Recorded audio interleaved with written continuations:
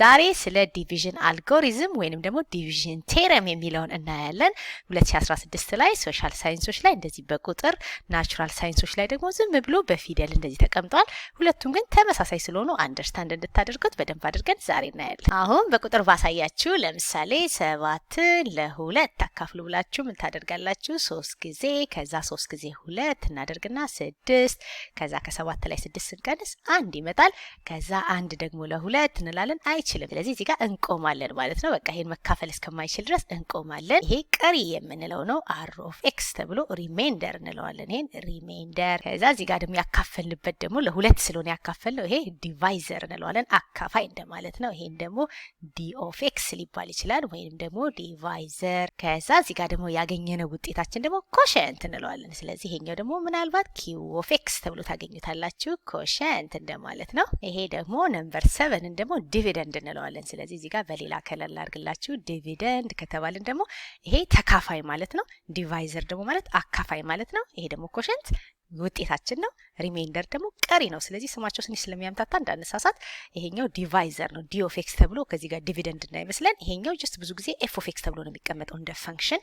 ይሄኛው ግን ዲቫይዘር፣ ይሄኛው ኮሸንት፣ ይሄኛው ሪሜይንደር ይሆናል። ይሄ ዲቪደንዳችንን ዲቪደንድ ከምላችሁ ኤፍ ኦፍ ኤክስ ብልላችሁ እንደ ፈንክሽን አድርጌ ብቆጥረው ማለት ነው። ይሄንን ኤፍ ኦፍ ኤክሳችንን ምን አድርገን ማስቀመጥ እንችላለን? ይሄ ኤፍ ኦፍ ኤክስ አድርጌ ማስቀምጠው ይሄንን ኪው ኦፍ ኤክስ ያልኩትንና ዲ ኦፍ ኤክስ ያሉትን አባዝቼ ዲ ኦፍ ኤክስ ዲቫይዘሬን እና ኮሸንቴን ኪው ኦፍ ኤክስን አባዝቼ ከዛ ሪሜይንደሬን ብደምር እንደማለት ነው። አር ኦፍ ኤክስን ብደምር ማንን አገኛለሁ? ኦሪጂናል ቁጥሬን አገኛለሁ። ስለዚህ ይሄኛው ምን ይባላል? ዲቪዥን አልጎሪዝም ወይንም ደግሞ በፖሊኖሚያል ደግሞ ዲቪዥን ቴረም ተብሎ የተቀመጠ ነው። አሁን ጥያቄያችን ዌን ዲቫይዲንግ 142 ባይ 13 ስንባል ይሄ ተካፋይ ነው፣ ይሄ አካፋይ ነው አይደለ? ስለዚህ ይሄኛው እዚህ ጋር የሚሆነው ቁጥር ነው፣ ይሄ ደግሞ እዚህ ጋር የምናስገባው ነው። ስለዚህ አሁን 142ን ለ13 ነው የምናካፍለው። 14 ለ13 እንላለን አንድ ጊዜ ከዛ አንድ ጊዜ 13 ይመጣል። ከዛ ከ4 ላይ 3 ስንቀንስ 1 ከ1 ላይ 1 0 ይሆናል። ከዛ 1 ለ13 ይችላል ወይ ስንል ቅድም እንዳደረግነው አልቻለም። ነገር ግን ሌላ ቁጥር ስላለ ቁጥሩን ማውረድ አለብኝ። ይሄንን ሁለተኛ ቁጥር አውርጄ ደግሞ 12ም ደግሞ ለ13 ስል አይችልም አይደለ? ስለዚህ እዚህ ጋር 0 እናደርጋለን። ስለዚህ 10 ነው የሚሆነው። አሁን ይሄንን በዚህ ብናባዛ 10 እና 13ን ብናባዛ 130 እናገኛለን። 130 ላይ 12ን ብንደምር ስንት እናገኛለን? 142 ማለት ነው። ብዙ ጊዜ እዚህ ጋር ሲቀመጥ መጀመሪያ የሚቀመጥ ኮሸንቱ ነው። እኔ ግን ለምዶብኝ እንደዚህ ስለማደርገው ነው። ስለዚህ እዚህ ጋር 10 ጊዜ ተብሎ ይሄ ወደዚህ ተደርጎ 10 ጊዜ ያካፈልበት ቁጥር 13 ስለሆነ 10 ጊዜ 13 ተብሎ ነው ብዙ ጊዜ የሚቀመጠው፣ ግን ለውጥ የለውም። ከዛ ሪሜይንደራችን ደግሞ እዚህ ጋር እንመጣና 12 ይሆናል። ስለዚህ ምርጫችን ላይ ስንመጣ 142 የሚሰጠን የምናገኘው ውጤት ቢያንስ ያገኘነው ውጤት 10 እንደሆነ ስለምናቅ በቃ መልሴ ወይ ይሄ ነው ወይ ይሄ ነው የሚሆነው። ስለዚህ የትኛው ነው ብለን ቼክ ማድረግ ነው። አሁን ይሄንን ብታባዙት 142 ነው የሚመጣው። ግን ዝም ብሎ ሲባዛ 142 መምጣቱን ሳይሆን ማየት ያለብን አካፍሉ የተባልነው ለ14 አይደለም አይደል? ለ13 ነው። ስለዚህ 10 በ13 አባዝተን 12 ስንደምር ነው መሆን ያለበት ብለን መልሳችን ኤ ይሆናል። ስለዚህ ሁሌ ስንመርጥ ቁጥሩን ሳይሆን የምናየው አባዝተን ማየት ያለብን ያመጣነው ውጤት አለ፣ ከዛ ደግሞ ያካፈልንበት ደግሞ ዲቫይዘር አለ። ሁለቱ ተባስተው ሪሜይንደራችን ሲደመር ነው ኦሪጂናል ቁጥሩን መስጠት ያለበት ብለን ወዲያው ነው ይሄኛው 142 እንደዚህ ነው መሆን ያለበት ብለን በዚህ እናስቀምጣለን። ይሄኛው 13 ጊዜ 10ም ተብሎ ቢቀመጥ ምንም ለውጥ የለውም። ስለዚህ አንዳንድ ጊዜ ኪው ኦፍ ኤክስ ሊቀድም ይችላል፣ አንዳንዴ ዲ ኦፍ ኤክስ። ስለዚህ ዲቪዥን አልጎሪዝም ስንባል በቃ የሆነ ክብድብድ ያለ ነገር ሆኖ ሳይሆን እንደዚህ የምናውቀው ራሳችን የምናካፍልበት ነገር ተርም ተሰጥቶት ማለት ነው። በቃ ይሄኛው ዲቪደንድ፣ ይሄኛው ዲቫይዘር፣ ይሄኛው ደግሞ ኮሸንት፣ ይሄ ደግሞ ሪሜይንደር ተብሎ በእንደዚህ መልኩ እንደሚቀመጥ ማወቃችንን ቴስት ለማድረግ ስለሆነ ቁጥሮችን እንዳንሳሳት ፈተና ከሆነ ቶሎ ብለን ቢያንስ የምናካፍለው ለ13 እንደሆነ ካወቅን በቃ የምንመርጠው ቁጥር የሚካፈለው ለ13 ነው። ስለዚህ ከዚህ ውስጥ ይሄኛው 3ቱን እንይዛለን፣ ለ13 ነው። ከዛ ያመጣነው ውጤት ደግሞ 10 ነው። ስለዚህ 10 ያለበትን እንወስድና ወዲያው ነው ይሄንን እንመርጣለን። ናቹራል ሳይንስ ላይ ደግሞ የተጠየቀው which one of the following statement is the polynomial division ቴረም ይላል። ልክ ቅድም ዲቪዥን አልጎሪዝም የተባለው ቁጥራችን ላይ እዚህ ጋር ደግሞ ዲቪዥን ቴረም ተብሎ በፖሊኖሚያል በፈንክሽን ሲቀመጥልን ማለት ነው።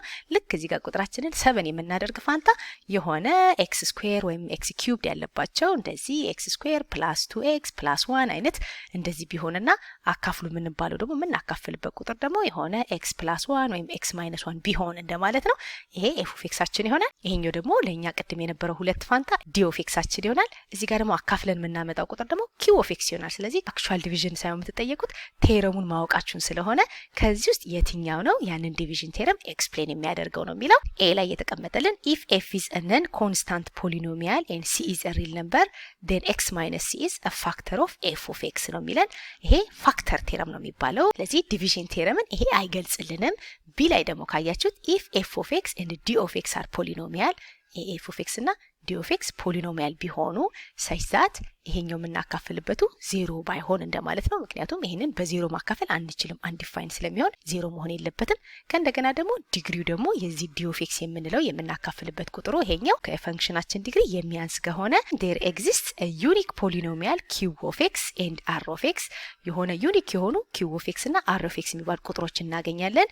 ያ ደግሞ such that ተብሎ ይሄ ፈንክሽናችን f of x አችን d of x እና q of x ተባዝቶ ሪሜንደሩ ሲደመር ነው የሚለው። ይሄ ትክክለኛ የፖሊኖሚያል የዲቪዥን ቴረም ዋናው ዴፊኒሽን ነው ማለት ነው። ስለዚህ ትንሽ አይዲያው ካላችሁ ምርጫዎቹ ሜክ ሴንስ አያደርጉላችሁም። ይሄኛው ለምሳሌ እዚህ ጋር ፋክተር ነው የሚለው ፋክተር ቴረም ነው አይሆንም። እዚህ ጋር ስመጡ ደግሞ ሪሜንደር ብቻ ነው፣ ስለ ሪሜንደር ቴረም ነው። ስለዚህ ቴረሞቹን ብቻ ዝም ብላችሁ አይታችሁ ራሱ መመለስ ትችላላችሁ። የሆነ ፈንክሽን ተሰጥቶን በሌላ ዲ ኦፍ ኤክስ አካፍሉ ብንባል እንደዚህ እንዳሳየኋችሁ ዲግሪያችን ብቻ ማነስ አለበት። ይሄ ዲግሪው አንድ ከሆነ ይሄ ሁለት ሆኖ ይሄም ሁለት ቢሆን ችግር የለውም። ግን ይሄኛው መብለጥ የለበትም ነው። ይሄ ሁለት ሆኖ ይሄ 3 መሆን የለበትም። ለዛ ነው እዚህ ጋር ዲ ኦፍ ኤክሳችን እዚህ ጋር ያለው ዲ ኦፍ ኤክሳችን ከዲግሪ ኦፍ ፈንክሽናችን ማነስ አለበት ተብሎ የተቀመጠልን ፕሮፐርቲ ለዛ ነው።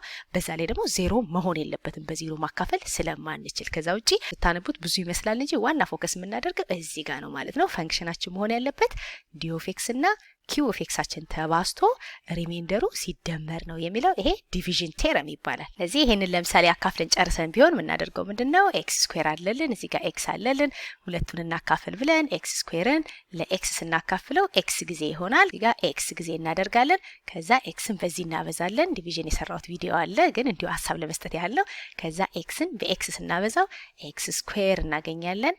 ከዛ ደግሞ xን ደግሞ በኔጌቲቭ 1 ስናበዛው ኔጌቲቭ x እናገኛለን። ከዛ እንደማንኛውም ዲቪዥን ማቀናነስ ነው። ከኤክስ ስኩዌር ላይ ኤክስ ስኩዌር ስንቀንስ 0 ይሆናል ይጠፋልናል ይሄ። ከዛ ደግሞ ከ2x ላይ ደግሞ ኔጌቲቭ x ስንቀንስ ደግሞ ከ2x ላይ ኔጌቲቭ x ስንቀንስ 3x ነው የሚሆንልን። ኔጌቲቭ ፖዚቲቭ ሆኖ 3x ይሆናል። እዚህ ጋር 3x እናደርጋለን። አንድ ደግሞ እዚህ ጋር ምንም የሚቀነስ የለውም 0 እንደማለት ነው። ከአንድ ላይ 0 ስንቀንስ ደግሞ 1 እንደማለት ነው። ስለዚህ 3x + 1 ሆነ። አሁን እዚህ ጋር መቆም እችላለሁ እንደቅድሙ እንደቁጥሩ አልችልም። ምክንያቱም ይሄኛው ስላነሰ ነው ከዚህ ስለሚያንስ ነው የቆምኩት። ይሄ ግን 3x ነው፣ ይሄ x ነው፣ ይሄ ነው የሚበልጠው። ስለዚህ ይሄ በዚህ መካፈል ይችላል ማለት ነው። የምናቆመው በፈንክሽን ጊዜ የምናቆመው የዚህ ዲግሪ ከዚህኛው ዲግሪ እስኪያንስ ነው። ይሄ ዲግሪው 1 ነው፣ ይሄ ዲግሪው 1 ነው። እኩል ስለሆኑ መካፈል ይችላል ማለት ነው። ስለዚህ ምን እናደርጋለን? 3xን በተመሳሳይ ለx ነው የምናካፍለው። ኤክሶቹን ብቻ ነው የምናካፍለው። ለx እናካፍል x በx ይጠፋና 3 ይመጣልናል። ስለዚህ እዚህ ጋር +3 እናደርግና 3 ጊዜ x እንላለን። 3x ይመጣል። 3 ታይምስ ኔጌቲቭ 1 ደግሞ ኔጌቲቭ 3 ይመጣል። አሁን ብናቀናንስ ከ3x ላይ 3x 0 ይመጣል። ከአንድ ላይ ደግሞ ኔጌቲቭ 3 ስንቀንስ እዚህ ጋር 1 ሲቀነስ ኔጌቲቭ 3 ስናደርግ 1 ሲደመር 3 እንደማለት ነው 4 ይሆናል። አሁን እዚህ ጋር መቆም ይችላል። ለምን 4 ለዚህ መካፈል አይችልም። የዚህ የቁጥሩ ኮኤፊሺየንቱ እዚህ ጋር አልተጻፈም እንጂ ፓወሩ 0 ነው። x 0 እንደማለት ነው። ይሄ ደግሞ 1 ነው ፓወሩ። ስለዚህ እዚህ ጋር መቆም እንችላለን። በቃ ዲቪዥናችን አለቀ።